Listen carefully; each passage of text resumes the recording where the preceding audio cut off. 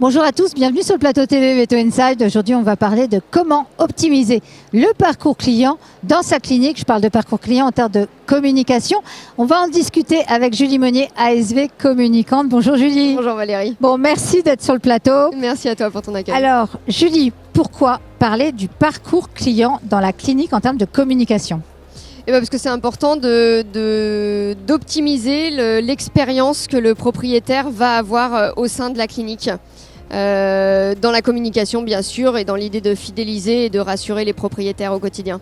Ça s'adresse à toute taille de clinique, c'est-à-dire une clinique généraliste avec quelques associés, une clinique de référé, un CHV, ça s'adresse à tout le monde ? Oui, bien sûr. En fait, à partir du moment où il y a un client, un propriétaire qui passe la porte et qui vient chez vous, forcément, il va falloir réfléchir à quelle est l'expérience qu'il vit au sein de votre structure, quelle que soit la taille, bien sûr. Alors, il y a évidemment plusieurs intérêts pour le client, d'avoir un parcours client bien identifié en termes de communication. Est-ce que, dans les grandes lignes, tu peux me citer tous les intérêts que tu vois ? Évidemment, il y a la réassurance sûrement, la confiance, j'imagine. Tout à fait, ça en fait partie. La confiance, plus on va travailler ce parcours client et l'expérience qu'il va vivre, plus on va pouvoir le rassurer sur des faits qui des fois sont un petit peu difficiles puisqu'on est face à des animaux qui peuvent être malades et du coup une inquiétude par rapport à ces maladies-là. Il y a aussi tout ce qui est fidélisation parce que si on se sent bien dans votre clinique, forcément on aura envie de revenir. Donc bien sûr ça rentre, ça comprend la qualité des soins que vous allez donner, mais également tous les petits services à côté que les propriétaires vont pouvoir retrouver chez vous. Oui, donc ça les fidélise aussi. Tout à fait. Et ça fait gagner du temps. Aussi. Ce qui est pas mal. Dans les avis dans les avis que l'on a, est-ce qu'un bon parcours client, ça peut faire gagner des points, des bonnes notes sur les avis qui sont publiés sur les réseaux sociaux? Oui, bien sûr. Alors dans les avis, on a plusieurs retours et ces feedbacks qui sont hyper précieux justement pour optimiser notre accueil. Donc il y a tout ce qui peut être effectivement de la prise en charge médicale et ça c'est pas notre sujet aujourd'hui. Et puis il y a bien sûr toute l'expérience du propriétaire. On peut avoir des feedbacks avec des retours d'inconfort en salle d'attente par exemple ou de mauvaises odeurs un peu pas très agréables au moment où on arrive à la structure. Et tout ça, il faut bien les entendre, bien les écouter et puis voir si c'est des choses qui peuvent être changées facilement ou certaines fois s'il n'y a pas de parking par exemple, on n'a pas de parking si on déménage pas, on ne pourra pas les créer. Mais en tout cas, on peut se concentrer sur plein de petits détails qui font que l'expérience client peut être plus agréable. Oui, donc ça peut aider aussi à nous faire une sorte de mini-audit externe de la perception des clients de la clinique finalement pour pouvoir recadrer et s'améliorer dans l'expérience client qu'on offre aussi dans notre clinique. C'est des termes très marketing à l'expérience client, mais on est aussi concerné en établissement de soins vétérinaires finalement. Oui, c'est exactement ça. On peut avoir effectivement donc, les retours qualitatifs qui peuvent nous revenir, donc soit sur des avis Google, soit sur certaines enquêtes satisfaction qui peuvent être mises en place en clinique. Et puis bien sûr on peut aussi se mettre à la place d'un propriétaire, franchir la porte telle que lui il le ferait et puis observer un petit peu sa clinique, voir est-ce que notre déco est sympa, est-ce que l'ASV face à nous est souriante et ça permet de faire comme tu dis un petit audit de notre propre structure en se disant toujours que les remarques sont constructives. Et même s'il y a quelque chose qui est peut-être pas extra là tout de suite, c'est pas grave, on l'aura identifié et puis on va pouvoir travailler dessus et puis on va pouvoir l'améliorer. Alors le parcours client, il commence même avant l'arrivée du client à la clinique. Et oui, tout à fait. En fait, à partir du moment où le propriétaire, soit il appelle pour prendre rendez-vous, soit il va sur Internet pour avoir un rendez-vous en ligne, c'est déjà une première approche et un premier contact avec la structure. Donc effectivement, le service en ligne, ça peut être hyper moderne et ça donne une bonne image de la structure. Et puis l'ASV qui va décrocher le téléphone et qui va transmettre le sourire qu'elle a, qu'elle a ce jour-là, et ça va s'entendre aussi au téléphone et ça va donner une confiance déjà et puis une sympathie par rapport à l'équipe auquel on s'adresse. Oui, et puis même renseigner sur tous les actes avant une intervention, ça rassure aussi, hein. Ça donne une bonne image de la clinique, une image de transparence, une image d'accompagnement aussi, c'est important. Oui, tout à fait. Et plus on va donner d'informations en amont, si je prends l'exemple d'une chirurgie de convenance, à partir du moment où on laisse son animal à la clinique, qu'on sait qu'il va subir une anesthésie, il y a forcément un stress de la part des propriétaires.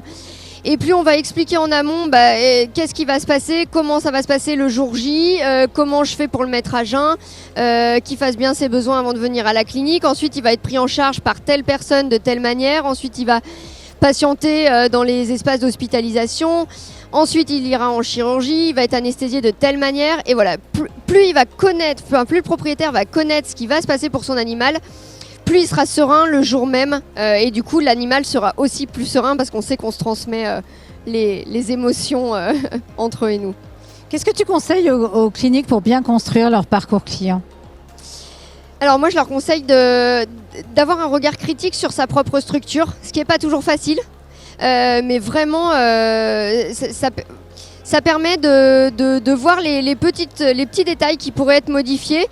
Je dis souvent aux cliniques, ok, si demain vous êtes en vacances avec votre animal, vous êtes obligé de faire appel à une structure puisque vous n'avez pas le matériel à disposition.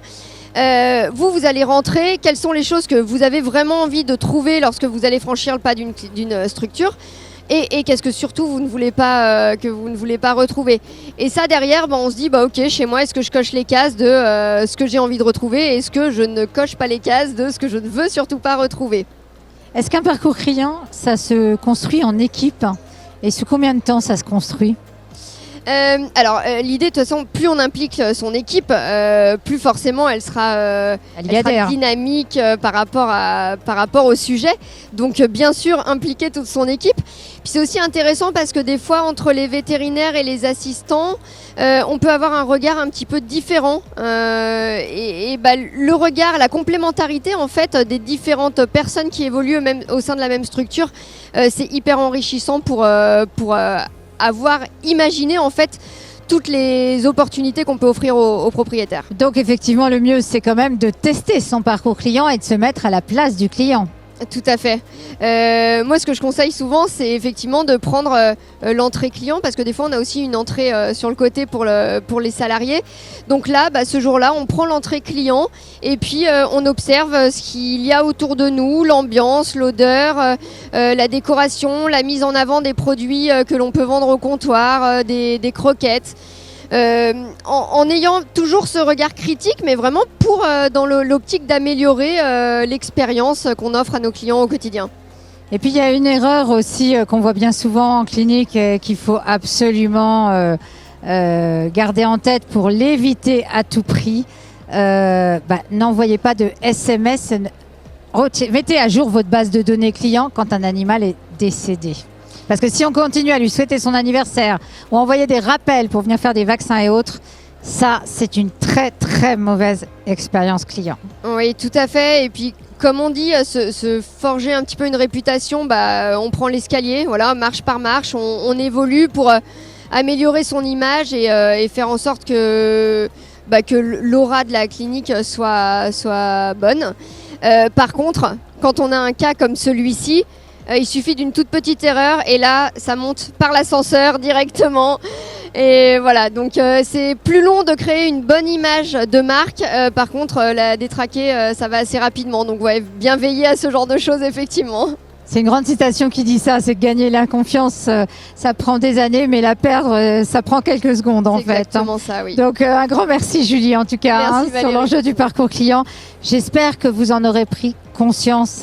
Le parcours client communication en clinique, c'est pas anodin, c'est pas une perte de temps, c'est essentiel.